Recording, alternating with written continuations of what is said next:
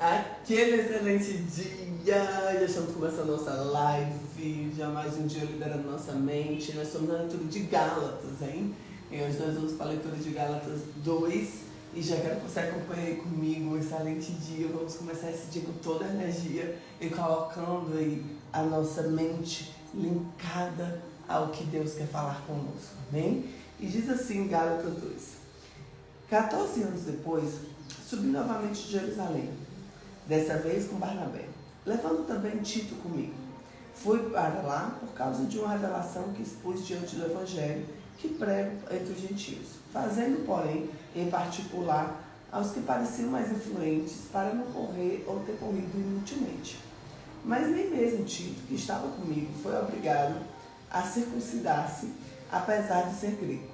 Esta questão foi levantada porque alguns falsos irmãos infiltraram-se em nosso meio para espionar a liberdade que temos em Cristo e nos reduzir à escravidão.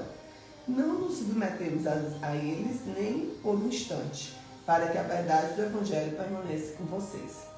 Quando aos que pareciam influentes, o que eram então, não faz diferença para mim. Deus não julga pela aparência. Tais homens influentes não me acrescentam em nada.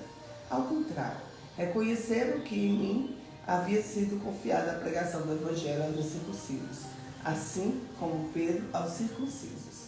Pois Deus, que operou por meio de Pedro como apóstolo aos circuncisos, também operou por meu intermédio para com os gentios. Reconhecendo a graça que me foi concedida, Tiago, Pedro e João, tido como colunas, estenderam a mão diante de mim e Barnabé em um sinal de comunhão. Eles concordaram em que devíamos dirigir aos gentios e aos circuncisos. Somente pediram que nos lembrassem dos pobres e o que me esforcei para fazer.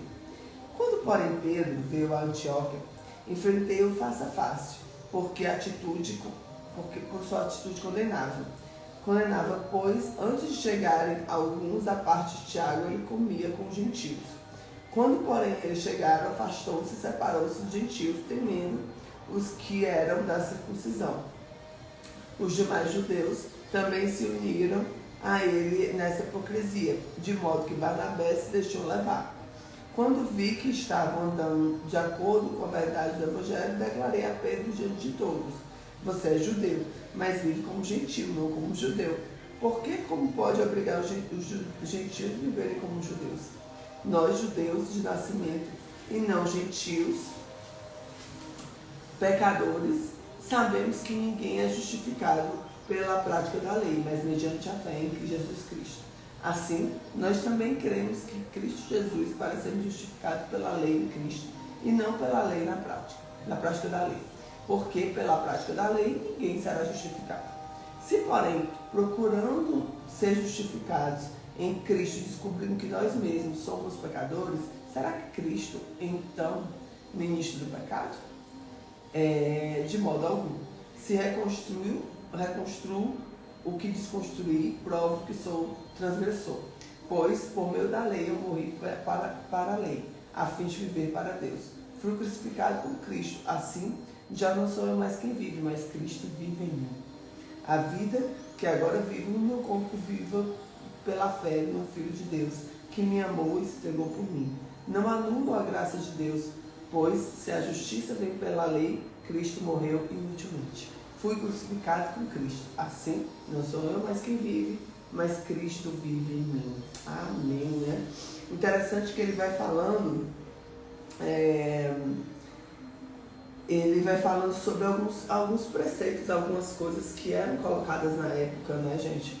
E isso é interessante porque Paulo ele vai trazendo vários questionamentos e várias questões que podem ser até dúvidas minhas e suas ainda hoje. E é interessante ele deixar isso aberto.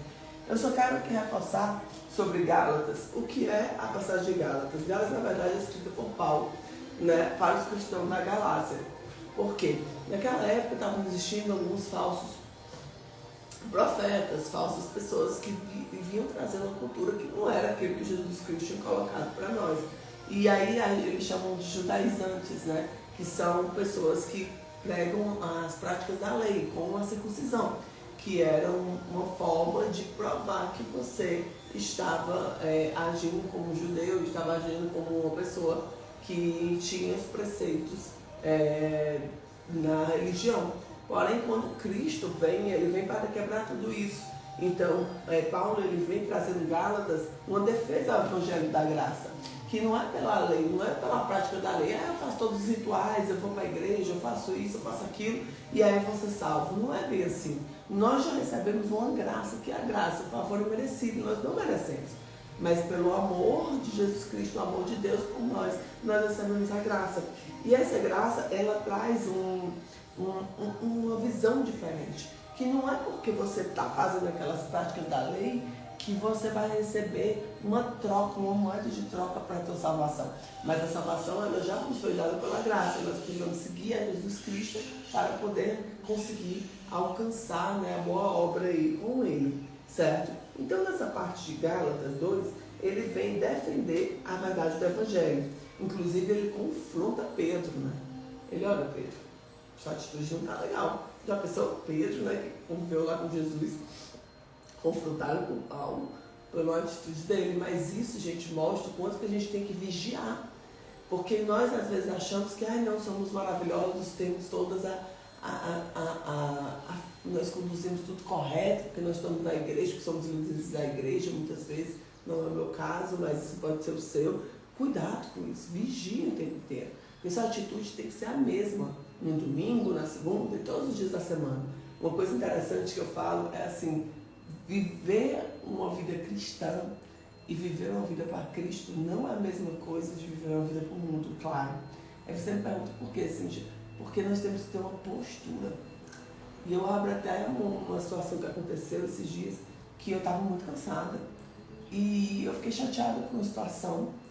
E eu ia bater de frente com a pessoa, porque a pessoa tinha sido um pouco ríspida comigo. E na mesma hora o Espírito Santo me incomodou e disse assim, eu não posso ter essa postura com essa pessoa. E ao mesmo tempo veio a criança na interna dizendo assim, não fala mais, não vai mais lá, não sei o quê. E aí eu parei e pensei, caramba, deixa eu olhar o outro lado, que também está cansado, que também está exausto, eu também estou cansada, que está uma noite de sono e depois a gente resolve isso, né? Depois a gente olha para isso com um outro olhar. Então a gente tem que ter muito cuidado, porque carregar Cristo é carregar Cristo todos os dias, amém? Combater a hipocrisia, eu sou de Deus e estou fazendo para aquelas pessoas mal. Não dá, né? Terceiro, justificação exclusivamente pela fé, ok? Então, Deus não vai fazer moeda de troca. Essas igrejas, né, que pregam, comprar vaga no céu, a gente tem muita coisa aí, só Jesus mesmo. Igrejas que pregam, você tem que fazer isso ou aquilo para receber um lugar no céu. Gente, Deus já deu, Ele vai nos medir pela fé. A fé move o quê? A economia do céu. Então a fé move, é o Pix, né? Nós somos o Pix celestial aí. Se eu confio em Deus, se eu creio em Deus, quer dizer que eu estou seguindo a Deus e eu vou ter uma postura diferente. E para a gente, né, finalizar aqui os pontos, viver em dependência de Cristo. Então a única dependência que nós devemos ter é do Senhor. Inclusive, isso é uma coisa que eu quero reforçar aqui. Você que está numa igreja que tem um líder, não coloque sua expectativa no líder. Aí sentir como assim? Geralmente a gente vai porque a gente segue um líder. Porque o líder é humano. E você muitas vezes coloca um peso em você e na pessoa que não é justo. Porque na verdade você deve depender de Cristo. Cristo é o nosso alvo. Cristo é o nosso mover. Nós precisamos buscar sermos imagens e semelhanças de Cristo. Não é da Cíntia, não é do seu pastor, não é. É de Cristo. É óbvio que tem coisas em mim, tem coisas nos seus líderes que você vai ter uma admiração e pode até modelar. Mas nós devemos colocar nossas expectativas em nossa vida no alvo que é Cristo, tá? O nosso alvo é Cristo, ok? Então, para fechar, nós fazemos uma reflexão que a graça de Deus é suficiente. O que é isso? Nós já recebemos o favor imerecido. Favor imerecido. Por quê? Porque aqui eu não consigo comprar. Ele foi dado. Sendo que através dessa graça eu vivo o suficiente em Deus. O que é o suficiente? Tudo que eu preciso está em Deus. Tudo que eu almejo está em Cristo. Tudo que eu necessito para tudo na minha vida está lá. Está na palavra, está no que Deus nos entregou. Então nós devemos caminhar nessa visão. Amém? Então que o Espírito Santo te direcione, que o Espírito Santo esteja contigo, que o Espírito Santo dê sabedoria nesse dia, nessa manhã, que o Senhor possa trazer a presença dele todos os dias da nossa vida e que nós possamos sentir o aroma do Espírito Santo nos conduzindo todos os dias. Amém? Um super beijo, fica com Jesus, tamo junto. Né? Vamos lá agora cuidar do físico, que é assim conforme o Espírito temos que fazer esse movimento constante. Que Deus abençoe a sua vida, que Ele te coloque no lugar certo, nas pessoas certas e na hora certa. Fica com Jesus.